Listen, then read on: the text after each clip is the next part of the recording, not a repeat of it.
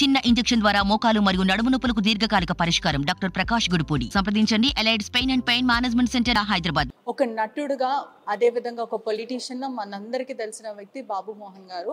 ఒకసారి మాట్లాడదాం. అదే విధంగా బీజేపీ పార్టీకి రెసిగ్నేషన్ ఇవ్వడం కూడా జరిగింది. ఒకసారి మాట్లాడదాం. ఎందుకని పార్టీకి రెసిగ్నేషన్ ఇచ్చారంటే ఎవరి వల్ల? బండి సంజయ్ వల్లనా లేకపోతే ఇంకా ఎవరి వల్ల? మీరు చాలా విధంగా మానసిక ఒత్తిడి కూడా నేను చెందుతున్నానని చెప్తున్నారు. 5 ఏళ్ల మానసిక ఒత్తిడమ్మా.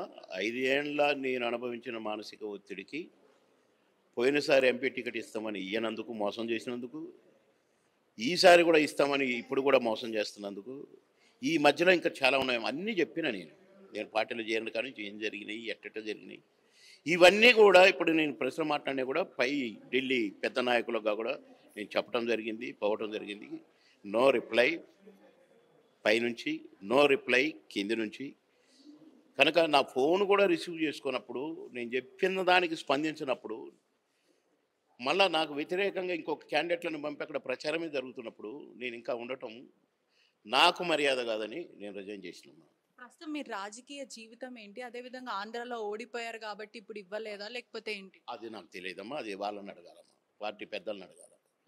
అంటే ఎవరి వల్ల ఇది? బండి సంజయ్ కానీ లేకపోతే మీ ప్రెసిడెంట్ కానీ వీళ్ళందరితో మాట్లాడారా? మీరు రీచ్ అయ్యారా? ఓడిపోవాలనే 3వ లిస్టులో నా పేరు పెట్టారమ్మా. ఫస్ట్ లిస్ట్లో నా పేరు ఉండుంటే నేను గెలిచి ఉండేవాడిని. ఇవాళ ఫస్ట్ లిస్ట్లో, ఎందుకంటే నాకు టీఆర్ఎస్ పార్టీ లేదు.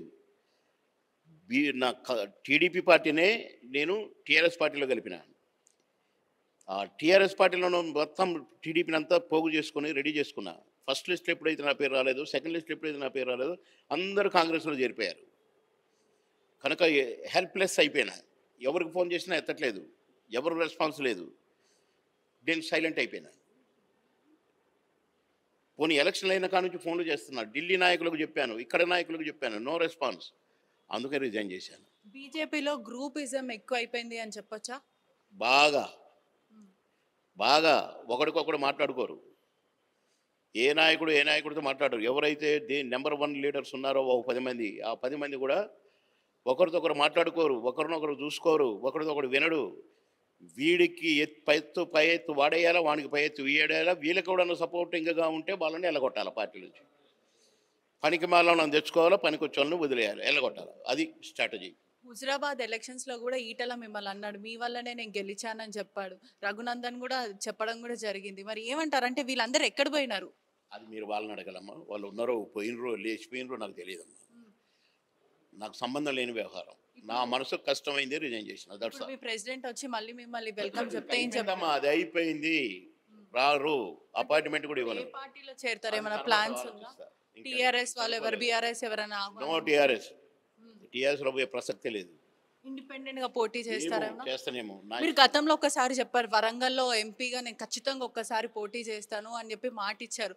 మరి అలా ఇండిపెండెంట్ గా కానీ లేకపోతే ఏదైనా పార్టీ మిమ్మల్ని వెల్కమ్ చెప్తే వాళ్ళు జాయిన్ అవుతారా?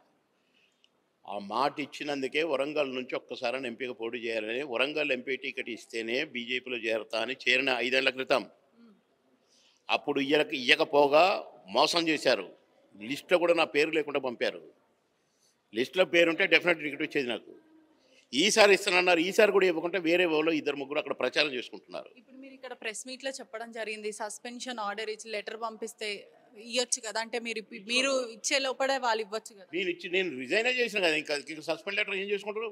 చెవులో పెట్టుకుంటారమ్మా. పెట్టుకోమాను. దాన్ని ఎవడు చూస్తాడు? వాడు సస్పెండ్ లెటర్. నేను రిజైన్ అన్నా కదా, అన్నాక క్వశ్చనే లేదు. ఇంకా ఇప్పుడు ఎవరు వెల్కమ్ చెప్పినా వెళ్ళే ప్రసక్తే లేదు. మళ్ళీ అవన్నీ నెక్స్ట్ అమ్మా. నేను రేపు ఏం చేస్తున్నావు, ఏమవుతున్నావు, ఏ రంగు సొక్కా వేసుకుంటున్నావు నాకు తెలియదు కదమ్మా. నాకు 1000 జతల బట్టలు ఉన్నాయి.